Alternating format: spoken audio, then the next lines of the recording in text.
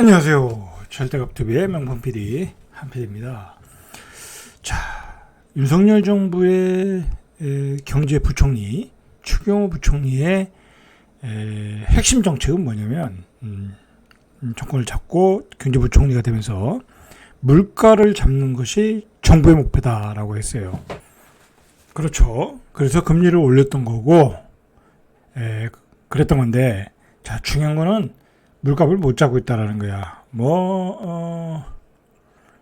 기본적으로 나오는 수치는 6%대에서 조금 떨어졌다고 그러는데, 우리가 실제 생활에서 부딪히는 물가들, 떨어진 게 없죠. 그죠? 밥값도 올라가고, 커피값도 올라가고, 다 올라갔잖아요. 그죠? 자, 중요한 거는 지갑이 올라간다는 거야. 지갑이 왜 올라가겠어요? 원자재 가격이 올라간다라는 거예요. 원자재 가격이. 자, 그러면 원자재 가격이 올라간다고 하면 소비를 줄이면 되는 거거든. 그죠? 소비를 줄이면 되잖아. 사람들이 안 사면은 가격을 내리는 거거든. 자, 그렇게 하려면 어떻게 돼요? 금리를 올렸어야죠. 그죠? 근데 금리를 안 올렸어. 지금 미국과 우리나라의 금리 차이가 정확히 모르겠네. 하도 차이 많이 나가지고. 제가 보기에는 한 1.8 정도? 1점 그 정도 날 거야, 아마.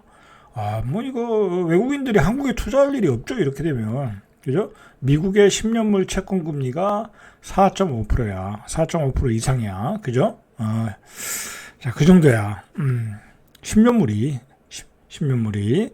자, 물가를 못 잡았다 이거야. 결국은 금리를 못 올려서. 그죠? 결국은 그래서 집값을 급등시켰다. 자, 그렇게 보면 추경호 부총리의 정책이 성공적이었냐라는 거야. 그죠? 우리가 한번 생각을 해봐야 돼. 자, 물가도 기름값도 못 잡고 집값도 못 잡고 분양가격도 못 잡고, 그죠? 그리고 사람들이 빚을 내서 집만 사고 있어. 또 30대가.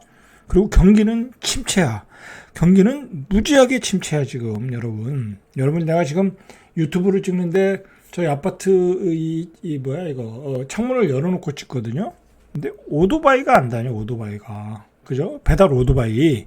그게 왔다 갔다 해야 되는 거잖아요. 그죠? 치킨도 사먹고, 뭐도 사먹고 해야 되는데, 오토바이가 안 다녀. 뭐예요? 사람들이 돈을 안 쓴다라는 거야. 못 쓴다는 거지. 지금 사람들이, 집을 빚을 내서 많이 샀고, 그전에도 샀고, 2021년, 20년 계속 그렇게 샀고, 또 최근에도 또 사고 있고, 자, 그러면서 다 빚을 갚기에 주력을 하고 있는 거야. 응? 빚을 갚을데 집중하고 있는 거야. 그러니까 쓸 돈이 없는 거지. 그죠? 그러니까 결국은 물가는 올라가고 경기는 안 좋고, 그죠? 이게 성공한 정책이냐고, 그죠? 성공한 정책이 아니죠. 그죠?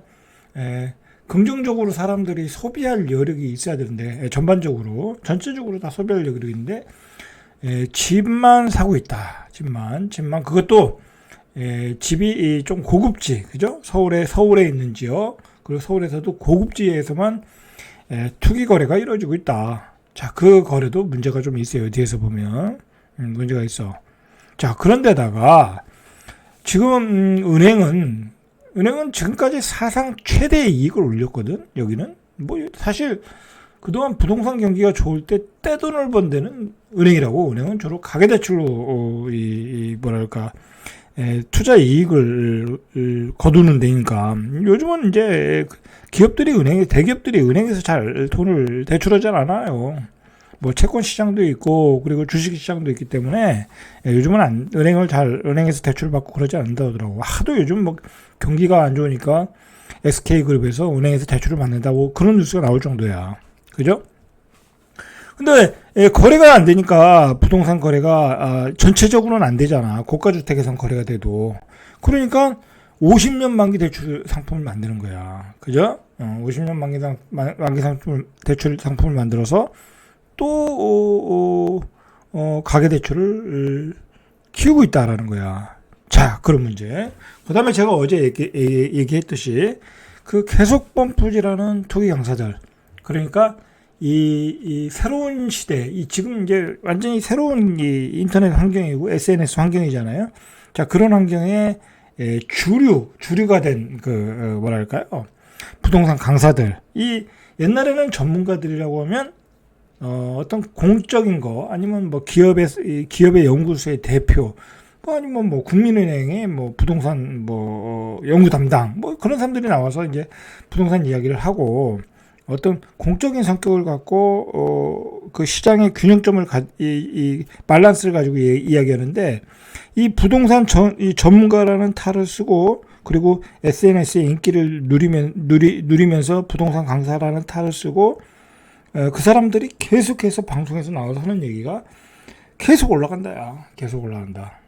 과연 부동산 강사가 부동산 전문가지. 강사는 그런 얘기 해도 돼요. 그건 사적인 거니까.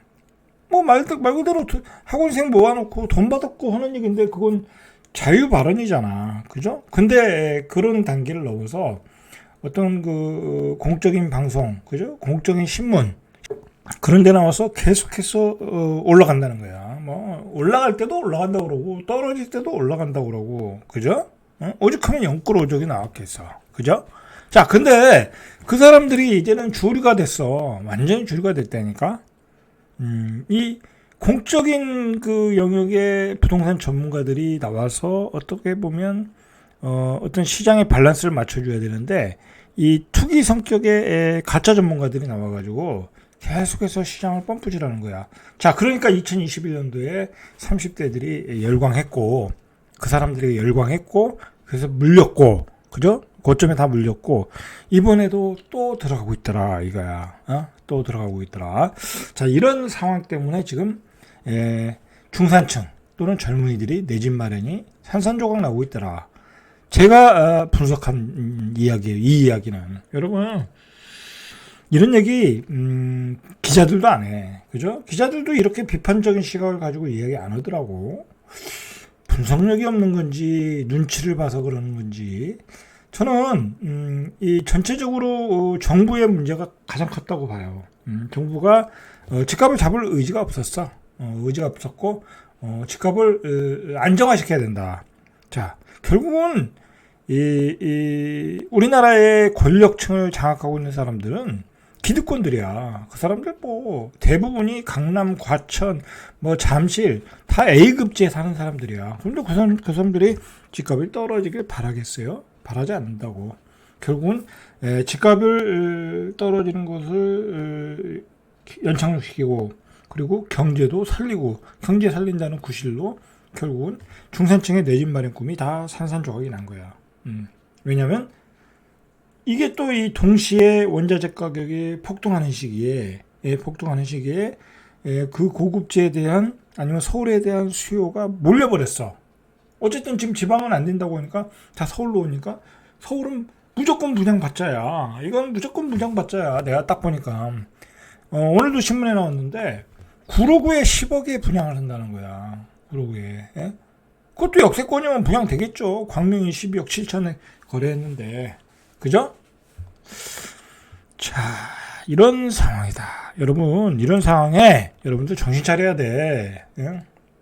내 집 마련은 어떻게 할 건지 구체적으로 전략을 짜셔라. 제 이야기는 그거예요. 여러분들 폭락론자들이 막 폭락한다고 막 요즘 뭐 맹공격을 퍼붓잖아. 어?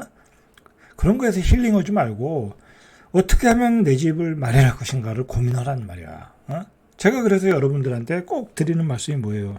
지금으로 봐서는 3기 신도시밖에 없다. 필사적으로 받아라. 3기 신도시로 가점이 조금 낮으면 예를 들어 가점이 한 50 중반대는 돼야 될 거 아니야. 그죠? 어떻게든 입지가 떨어지는 데라도 받으려면. 그죠? 근데 그거 가지고는 불안하면 3기 신도시로 들어가라. 지금 벌써 빨리 들어가라. 그 당해 지역으로 들어가라. 당해 지역 되면은 50몇 점이면 받을 수 있다고. 운이 좋으면 40점대도 받을 수 있다고. 그죠?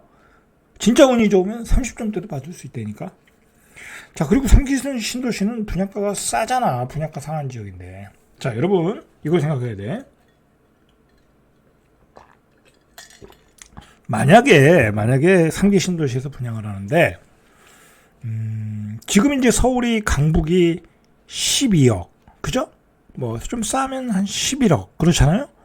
근데 예를 들어서 3기 신도시에 한 8, 9억짜리가 나왔어. 8사가. 뭐 창릉에 한 8, 9억, 하남 교산에 한 8, 9억, 또 광명시흥 신도시에 8, 9억. 여러분 그렇게 되면 뒤집어지는 거야. 여러분 그렇게 되면 제가 생각하기에는 그렇게 나오면은 정권이 바뀌어. 지금 정권은 굉장한 그 역풍을 만날 수 있어. 그 분양가가 그렇게 나와버리면. 저는 그렇게 생각해요. 분명히 이 3기 신도시를 기다리는 사람들이 많았거든. 근데 그 사람들의 어떤 그 가격 상한선이 6억에서 6억 5천이야. 8사 기준으로. 그죠? 거기는 예전에 수용 땅값이 올라가진 않았잖아. 그죠? 땅값은 공시지가 가격으로 오래전에 수용하고 했잖아. 그죠? 이미 수용했을 거고. 근데 거기가 뭐 8억에서 9억에 나왔다. 그러면은 뭐 어거지로야 받기야 받겠지만 굉장한 역풍이 있을 수 있어. 이거 참고하셔야 돼. 이 분양을 담당하시는 분들은 참고해야 돼. 뭐, 야, 서울이 12억인데, 뭐, 예를 들어서, 여기도 한 8억, 9억에 해야 되는 거 아니야? 그랬다가는 난리가 나는 거야. 여러분, 그렇게 되면, 8억, 9억도, 거길 기다리는 사람들은 받지를 못해. 왜냐면, 서울에 전세 사는 사람들이 기껏 가져야 3억에서 4억이야. 나머지는 뭐 대출 받았을 테니까. 그죠? 그리고 예를 들어서 광명시흥의 신도시를 받겠다. 거기 사는 사람들, 전세 사는 사람들 얼마 가지고 있을까요? 거기도 3억 가지고 있을 거 아니야. 그리고 거기 집 팔고 이사 가겠다는 사람도 잘 받아야 5억에서 6억이야. 응? 그러면 6억도 못 받겠지. 그죠? 뭐 6억이라고 합시다. 6억이면 그러면 그 사람들 2억 내지 3억을 융자받아야 되잖아. 분노하지 않겠어요? 그죠? 자, 저는 뭐 사전청약의 분양가들이 싸게 나왔으니까 뭐 그 정도 가격에 나오겠지만 또 그것도 오산이고, 저는 앞으로 3기 신도시의 분양가가 얼마에 나오느냐, 저는 거기에 무척 관심을 갖고 지금 지켜보고 있어요.